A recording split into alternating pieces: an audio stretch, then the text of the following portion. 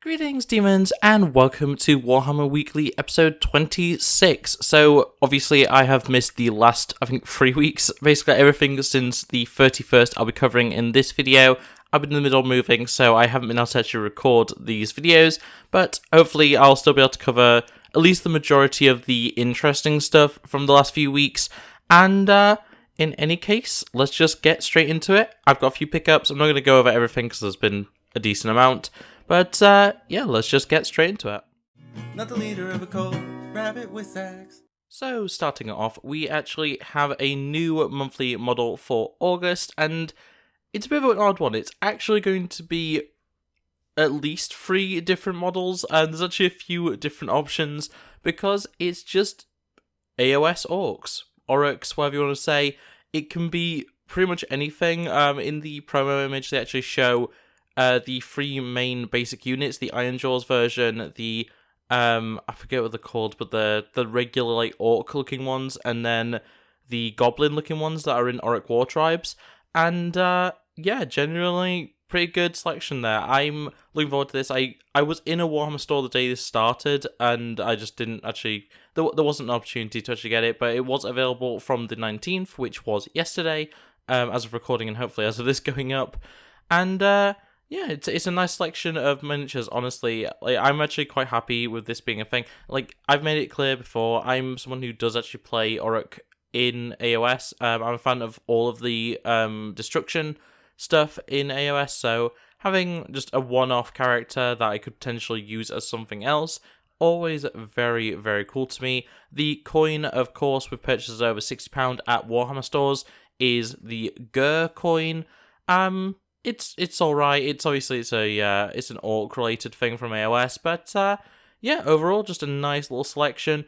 Also, just a reminder, because we are starting to get late into the year, make sure you find out when your store's anniversary is, or a store near you's anniversary. I'm fortunate enough that my local store now, their store anniversary is coming up in a few weeks, so I'm actually going to be able to get those miniatures, but yeah, just keep that in mind. Also, something that I haven't been able to cover, we now have Infernus Marines as the practice painting model. So essentially, if you went into a Warhammer store, or took a friend or someone new to the hobby into a Warhammer store and asked for a paint tutorial, it used to be you got a Space Marine Intercessor, now you get an Infernus Marine, and in terms of the actual Stormcast Eternal that you get, it is the same model. I actually managed to pick a few of these up from a local FLGS, which was very, very cool. But yeah, just so you're aware, Infernus Marines are now the new standard. And yeah, otherwise, that is everything for the monthly model and that kind of stuff. So moving on, and after all of the, Legions Imperialis stuff, we're actually getting a completely different scale of Horus Heresy, which is kind of interesting. So we're actually getting new JOYTOY figures, and if you don't know JOYTOY, they're essentially just a action figure company that have been making Warhammer stuff for quite a while, mostly in the 40k setting. I believe they've done a few odd one-offs for other things, but generally it's the 40k setting, and now we're actually going to be getting a bunch of Horus Heresy era stuff. So, obviously, this is adding to, the existing line that already has things like Redemptor Dreadnoughts, Guilliman, Chaos Lords, they're called, the Space Marine Leader models and stuff like that. They have all of those in action figure form, and in my opinion, JOYTOY is a little expensive. I'm more of a fan of McFarlane's range. I actually have 2 of the McFarlane Space Marines. If McFarlane started doing Horus Heresy, I'd probably buy a Praetor or something, but yeah. Generally, JOYTOY are very well designed. The colours are really good. Just generally, like, the articulation is superb and everything. So, honestly, very, very cool. We haven't had a full reveal yet, though. Presumably, we're going to be getting a few different basic marks of armour and maybe a Praetor within the line, and then we may later get some Dreadnoughts, stuff like that. But for now, I'm pretty interested in this. This is something that I'm actually looking forward to. I do like looking at the JOYTOY figures, even if I don't personally think they're worth the money. But yeah, they're coming soon, and I'm interested in seeing them. I'm interested in seeing what JOYTOY actually does with Horus Heresy, and yeah, otherwise that's it for that topic. So moving on to a bunch of reveals and releases that came out, and a lot of these are returning or stuff we already knew about, but I just really want to just run over these real quick. So starting off, we have the return of the Vanguard task force for the Space Marines. This is basically the stealthy boys. I've been joking and calling it the Raven Guard start collecting box. And essentially it's a bunch of the stealthier units. You've got your is it Intercessors? Not Intercessors. Inceptors, whichever. It's the flying big gun boys. You've got a bunch of the stealthy ones, which can be built as either infiltrators or the other one, which I cannot remember what the other one's called. And you also get the sniper boys, which is always good. And just generally, it's a pretty good Vanguard box. I've liked that they are moving to these like temporary, short-term Vanguard boxes as of recent. AOS has been doing it a lot recently, alongside their standard like combat patrol equivalent. A lot of people are saying that it's kind of annoying that it's a Vanguard, just because it means that they're probably not going to have combat patrol rules. But I'm sure you could probably do something with it in that mode. I haven't looked at the rules for Combat Patrol too closely, but I'm sure there's a way of making it work. We also have the Captain with Relic Shield and Lieutenant with Storm Shield. They're, of course, from the Indomitus box.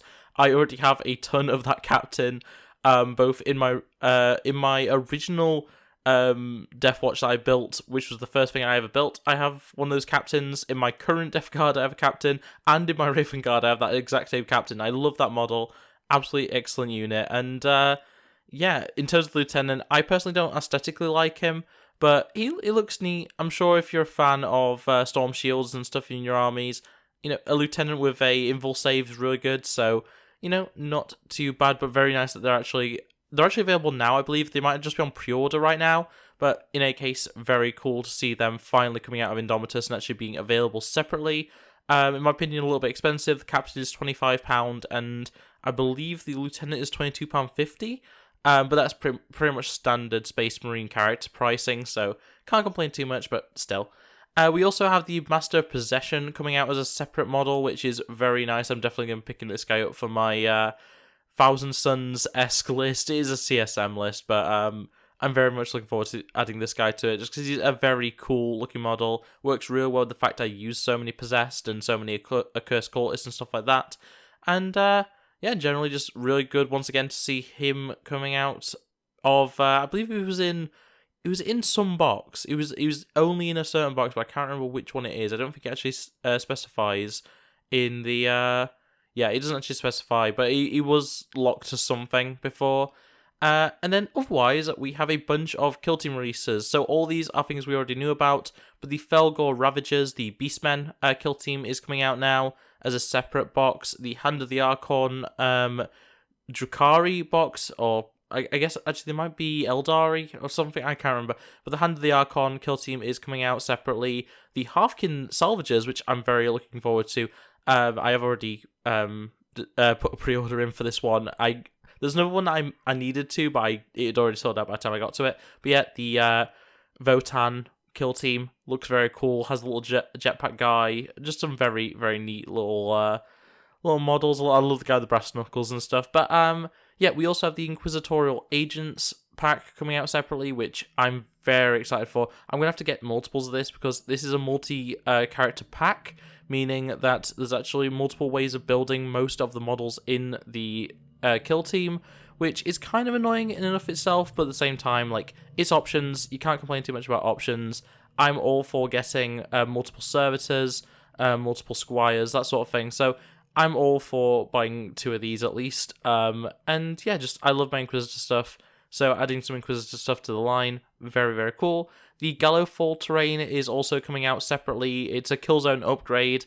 I'm not a Kill Team player necessarily, so you know, I don't really understand it too much, but yeah, a bunch of stuff from Gallowfall's terrain set is coming out separately. And then in terms of Horus Heresy, we have a new Imperial Fist Praetor in Tartarus Terminator armor. I recently built the Praetor with Power Axe. Very, very nice model. Very much looking forward to that one. And yeah, it's Tartarus Terminator armor for a Praetor. It looks very cool. I've seen comparisons with the original resin model, and that one does honestly look better. But yeah, I'm not going to complain about plastic in Horus Heresy. It's always great to see. And otherwise, I believe that is everything from this bit. I just wanted to quickly go over it all because it's stuff that I have missed in general, and it's some stuff that I really am looking forward to. I say the Harkin Salvagers and the Inquisitorial Agents are two kill teams that I've been looking forward to for a while. So, yeah, very cool that they're now available separately, or at least on pre-order as of recording this. And, moving on. And moving into Heresy Thursday. So, I think I'm going to go in these slightly out of order, but, Heresy Thursday, all Horus Heresy stuff, not including the JOYTOY things. We have more Legions Imperialis with the fire support set. Comes with the remote control bombs for the Solar Auxilia. And, it's the remote control tanks, it's the turret emplacements, and just generally looks pretty cool. I quite like the models, they're very neat. They're all pretty cool generally. They're nothing that I'm overly interested in. They're very Imperial Guard, which I do quite enjoy, especially because obviously Guard isn't going to be a thing in Imperialis. But it's just another kit to add to that collection. So, when it's not something for, the Adeptus, I generally don't care too much about it. But they look cool. It'd be nice to get some of these little tanks, these little remote control tanks and stuff. But I'm probably not going to, at least not initially, unless I get really into Solar Auxilia. But, it's getting closer with Legions Imperialis release date, because we have actually got an update that it is going to be coming soon. We haven't got an exact date, but, they were supposed to be releasing this month. They're not, and it's kind of disappointing, but it is what it is. It will be soon, though. They haven't given a specific date, but I'm assuming next month, maybe the month after, sometime this year, definitely. Which is more than, honestly, I can ask for, to be fair. But, Legion Imperialis, very cool. And moving on to another Heresy Thursday, we have the Horus Weapon Upgrades, the Sons of Horus Weapon Upgrades even.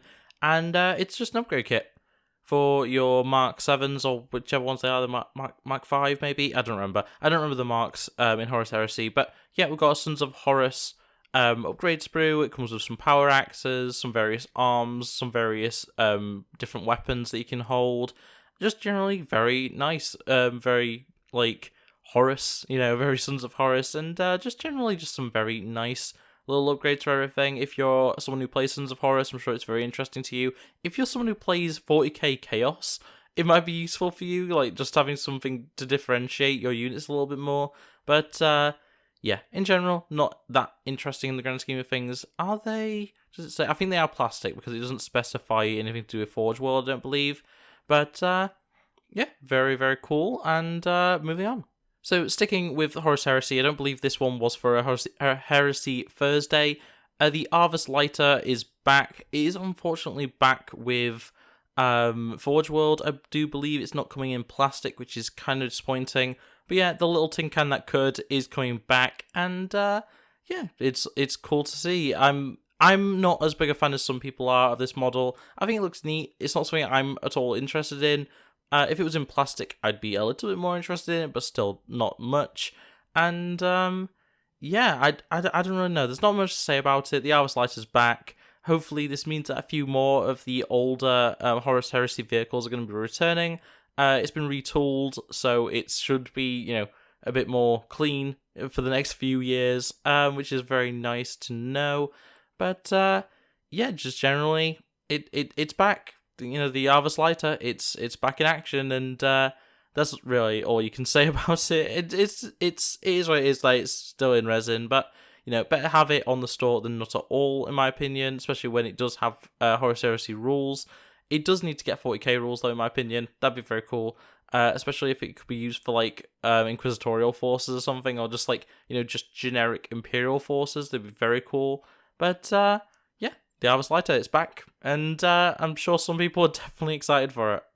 So, moving into the Mortal Realms, we actually have quite a few things to go over. Starting off, though, with the new Blacktalon Strike Force, and it's the characters from the Blacktalon series, which is very, very cool to see. I'm actually really interested in getting these. I'm not the biggest fan in the world of the Warhammer 40k, not 40k, the Warhammer Plus. I've call it Warhammer TV. I'm all over the place today. But I'm not the biggest fan of the Warhammer Plus TV series. But Black Talon is one that always looks interesting to me. I've only watched a little bit of it. But yeah, Stormcast are always interesting, so I'm definitely going to be picking these up just as some named characters for Stormcast. There's Neve Blacktalon, who is the main character for the series. We have Hendrik the Silver Wolf, who is a previous leader of that team.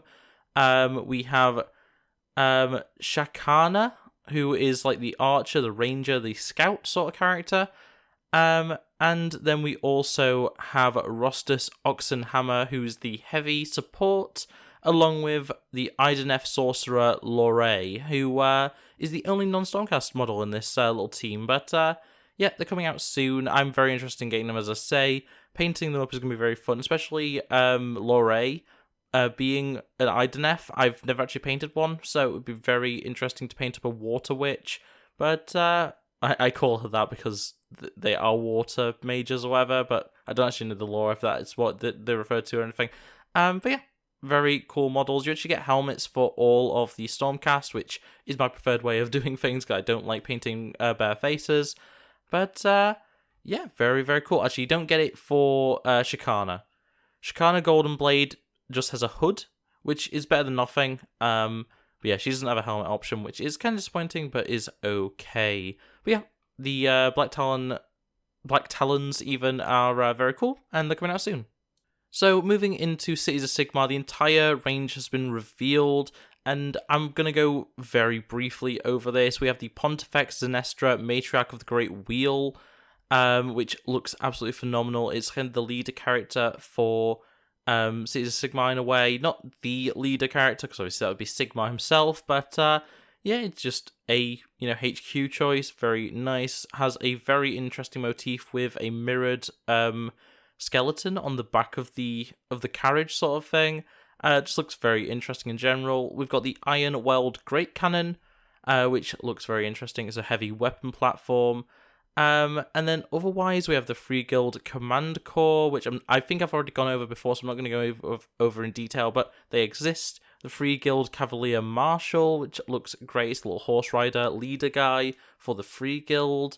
And I believe that is actually everything. We are going to be getting a full box for Cities of Sigmar, which looks like it's going to be very, very fun. And just in general, just some very nice models overall. I've made it clear Cities of Sigmar is not my thing. I'm not overly interested in it, but plenty of people are. There's some alright models in there that can be used for modifying for my purposes. So, overall, very nice little range. Just not something that I'm especially interested in, but that's okay. You don't have to be interested in literally everything. So, yeah, Cities of Sigmar, full range. Great to see it, and moving on.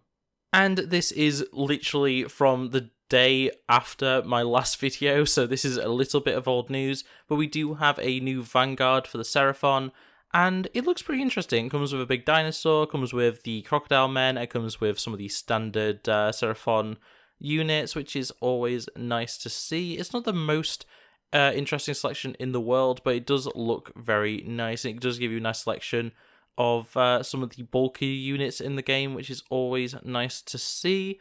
This will go very well with the, not start collecting, but the, what they actually call it, the Combat Patrol equivalent of AOS for the Seraphon. But yeah, that with the Vanguard, very nice little army build boxes, and yeah, if you're someone who already has Seraphon, it's a good opportunity to get some of the newer models. If you're someone like me that is just kind of wanting to get into it, very nice starting point, and yeah, there's not really too much to say about it. It's all the existing models, it's just a new Vanguard box, which is always nice to see, and yeah, I'm probably going to pick it up eventually. I don't know when, but I'm probably going to get it at some point in the future. And that leaves us with 3 more articles, all Rumour Engines. We have the 1st of August, the 8th of August, and the 15th of August. So starting off with the 1st, it is a hand. And if I was to, put a bet on, I think this is probably something to do with Blood Bowl, just based off what is being worn by the character. I don't know what faction it would be, potentially Ogre, something like that. But yeah, with the wristband and the little, hand covering, it looks very Blood Bowl to me. Looks very sporty.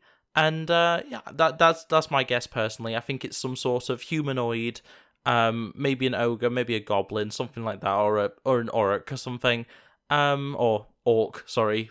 I need to remember that Blood Bowl was regular fantasy. Yeah, with football gear on, which is always cool to see. I'm always looking forward to more Blood Bowl models, so very nice there.